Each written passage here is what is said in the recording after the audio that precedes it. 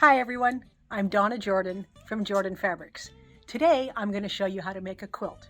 Now this is a new pattern that I've been working on and I finally got it ready so I can share it with all of you. I'm calling it Disappearing Pinwheel, and that's because we're going to start with this pinwheel block and then we're going to take it and slice it up a little bit and turn the pieces around, and then we're going to get a new block. They're going to look like these. I haven't actually made the whole quilt yet, so even I am not sure how it's going to turn out with all the different blocks, but it's going to be a lot of fun to find out. We're going to use a layer cake to make the quilt. I have this one called Frankie from Moda. It's designed by Basic Gray. It has a lot of bright colors, a lot of fun patterns in it. The only other thing we need is a background. We're going to need 3 yards for the background, or you can use a second layer cake, which is what I'm going to use. I have this nice solid bone one. We're going to be working with 1 layer cake square at a time. So let's see what we've got. Let's pick out a pretty one here. Let's try this nice floral. And then we need 1 background square as well. And the first step is to take the background square and mark the back side of it. All we need to do is put 2 diagonal lines on here. So we're going to go from corner to corner this way, and I'm using a light pencil line, and then another line on the opposite corner. These blocks both go right sides together, and I'm going to stitch a 1/4 inch away from that drawn line on both sides. So it's pretty easy. My presser foot is just a slight bit shy of a 1/4 inch. So I'm going right down here. Then I'll whip it around.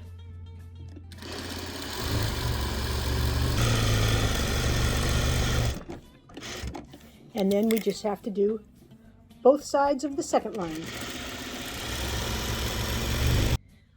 The next step is to cut this up. So I'm going to line it up right. It's a 10-inch square. I'm lining it up on my lines that are on my cutting board.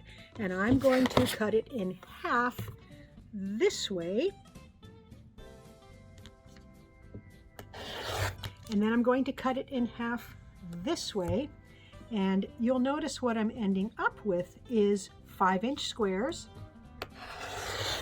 And I'm not going to move them, but you can see I've got 4 5-inch squares here.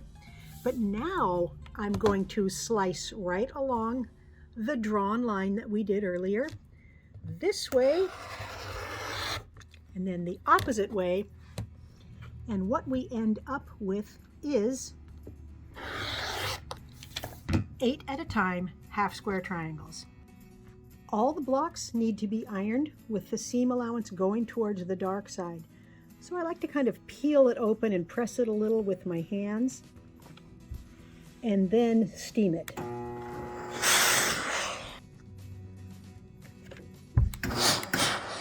Once they're ironed, we need to trim off just one of the dog ears. It doesn't matter which one, but you only need to trim 1 dog ear off of each block. With these 8 blocks, we can make 2 pinwheel blocks. So I'm going to take the corner that does not have a dog ear, and I'm going to put it in the middle of my block. So I'm just spinning it around so that I've got a pinwheel block here. I'm going to sew all along here.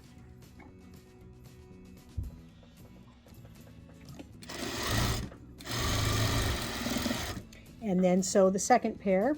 And so I'm matching up these seams here. If I peel it back, you can see those match exactly, and you can feel it with your finger.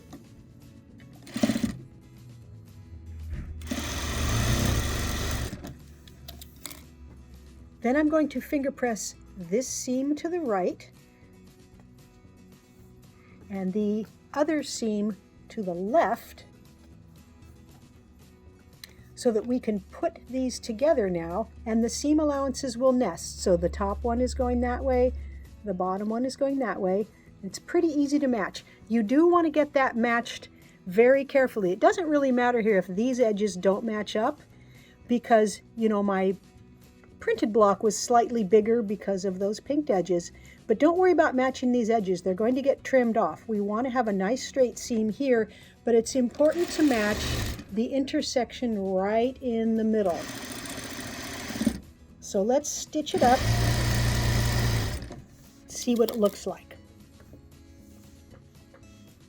It's not perfect, but it's pretty close. So that is the intersection you want to try to match as perfectly as you can, because that one is going to show. I'm going to go ahead and make the second block now. If you're particular about getting this center intersection matched up really closely, I'll show you a trick that I do sometimes. I'm going to take a pin and I'm going to poke it right where those pieces come together. So it's poking out right at that intersection. Then I'm going to poke it in right here on the bottom one, and then I'm going to slide everything down together. You can either go ahead and pin this, or you can just leave it poking there, either way, but I'll pin it for now, and I'll start sewing. And then I'm not taking the pin out, but I'm taking it out part way and making sure that those pieces are right where the pin is holding them together, and that's right where I want to stitch, right where the pin is going in there. So I'll take it out right before I get to it. And that helps you get a very exact intersection. So let's see if this one is closer. Ah, much better. The next step is to trim these blocks down a little bit. I'm going to use the spinning mat to trim them. If you don't have a spinning mat, you can certainly do it on your regular cutting mat. You'll just be turning this each time you cut it. This is just a little bit quicker. Line up the seams on the lines on your mat. So I've got every one lined up there, and I'm going to trim the block to 8 1/4 inches. Now the easiest way to do that is to cut each half to half of that. So let me show you. We're going to be cutting the whole thing to 8 1/4, which means half of that is 4 1/8. And it's very easy to measure from the center over 4 1/8.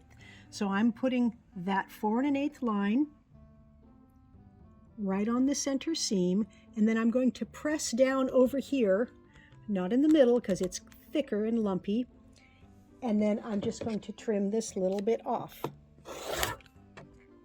Now I'm going to spin the mat, put the 4 1/8 line again right on the middle.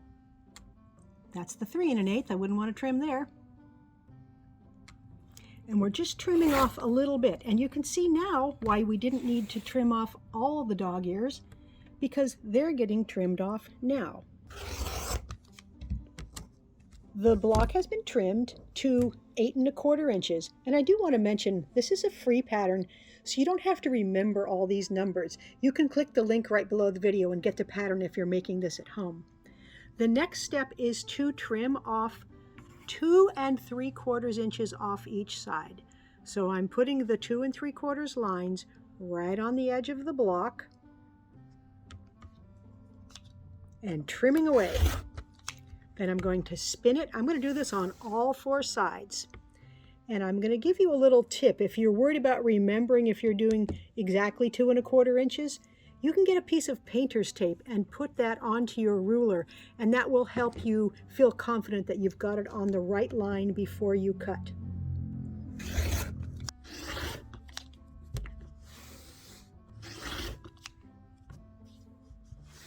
So that one's all cut, and I want to show you what to do if you don't have the rotating mat. This one has already been trimmed to the 8 1/4 inches. So this side is pretty easy. I'm measuring over 2 3/4 inches. And if it's me, I'm going to turn the whole thing around and go to the other side. So it doesn't matter that's not in the exact spot right now.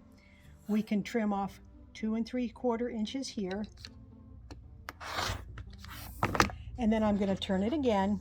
And now I'm going to line everything up exactly the way it was. And it doesn't even matter if it's not straight on your mat. So I'm going to put it crooked just so you can see. Line everything back up and then measure over 2 3/4 inches. And then you can either turn it again. That's probably what I'm going to do. There's a lot of pieces, but I think I'm still going to turn it all around. Put it back in place carefully and measure over 2 3/4 inches. So you can see that having the rotating mat will speed this step up quite a bit, but it's not critical. Here's the fun part. We're back at the sewing machine and we're ready to shuffle some pieces around. The first step is to turn each block 90 degrees. And this does make a different block, but that's not the block I want. So I'm going to now trade places with each of these 2 blocks around the outside. And this is not a memory test or a card trick or anything. You don't have to memorize it. We do have a diagram in the pattern that shows you exactly how to get your block laid out just like that. All I have now is a regular 9 patch that's very easy to stitch up. So I'm going to make rows and I'm going to alternate the directions of the seam allowances. These 2 will go out, these to the center, these to the center. So I'm going to go ahead and get it stitched up. Okay, I'm pretty happy that we were able to go from this to this because that little teeny patchwork, it looks kind of difficult if I had cut a lot of little pieces, but because we sliced and turned, we got this block. So I'm going to go ahead and make up the rest of the blocks. The blocks are done, and now we can start laying them out. So I was playing around with this earlier. I love making the blocks. I love how the blocks look, but I'm not sure that they look their best when they're right up next to themselves like this. So I would like each block to show and be a little more special. Sometimes you get a nice secondary pattern when you put your blocks together, but that's not really the case here, and I think they will look better with a little separation between them all, and then we'll put in some sashing and cornerstones. Here are a couple of fabrics that will work for that sashing. Deep green, deep rusty red, and I'm going to go with the green, and I've already cut out a few of the pieces here. These are 1.5 inches wide, 7 1/4 inches long. You don't have to remember that because it's in the pattern.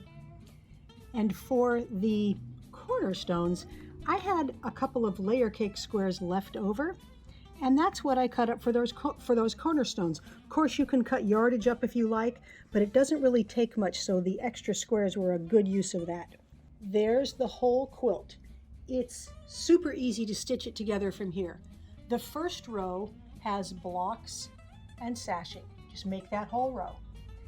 The next row, it's just sashing, cornerstones, sashing, cornerstone, all the way down. Once you get all the rows made, you sew the rows together. All I'm going to do then is add one tiny border of the sashing fabric all the way around. Then I'm going to add a 3-inch border of that deep rust. Then I can get it loaded onto the quilting machine. There's lots of thread colors that will look good on this quilt because it's very, very colorful. I was thinking I would do yellow. This is a nice cheerful yellow. It's going to show a little bit on the green, but not a lot. This is about the same color as our sashing. Doesn't show up very much even in the light there. That would be a good option also. Of course, we could do the light cream, but I think it's going to show too much in the green, so not that one.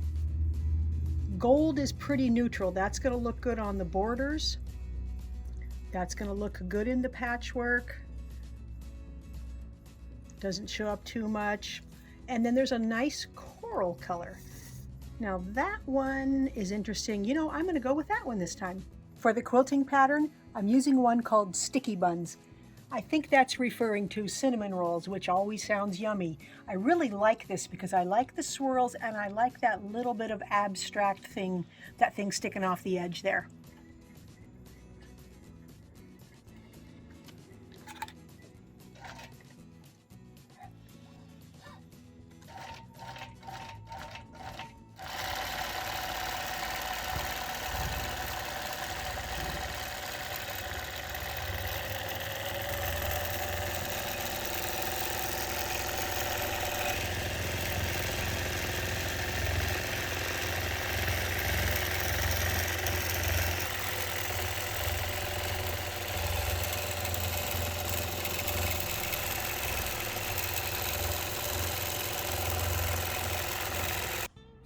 The disappearing pinwheel quilt is all finished, and I'm very glad that I went with adding the sashing and the cornerstones, because I think it makes each block look like it's framed, and so each block looks very nice.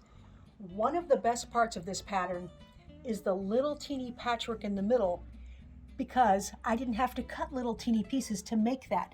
We started with the pinwheel block, sliced it up, turned things around, and look at those little teeny patchwork there. It's really, really fun to have those little pieces. Now the quilting pattern, it's just an overall pattern. You can see those big swirls. It doesn't take away from any of the patchwork. You can just see it slightly along the edge here. On the back, I used a coordinating, that yellow print. It's got little teeny hearts, and you can see the quilting a little bit if you move it around. It turned out about 60 by 74 inches, and it's very easy to make a bigger quilt. You can just make more blocks. This would look good in almost any color combination. I've got a lot of different colors, but you could do it in all blues or all greens or a mix like I've got here. Thanks for spending your time with us today. We hope you enjoyed the video. And if you have any questions, leave them in the comments below and we'll be sure to answer. Now we do a giveaway at the end of every video. Today's giveaway is a quilt called Diamond Trip. We did a video to show you exactly how to make it, but today you can win this one. It's very easy to enter. Just click the link below this video that says giveaway and put in your name and your email address. Good luck. Now, if you like our videos and you want to support us, the best thing you can do is subscribe to our YouTube channel. That really helps us out. Happy quilting!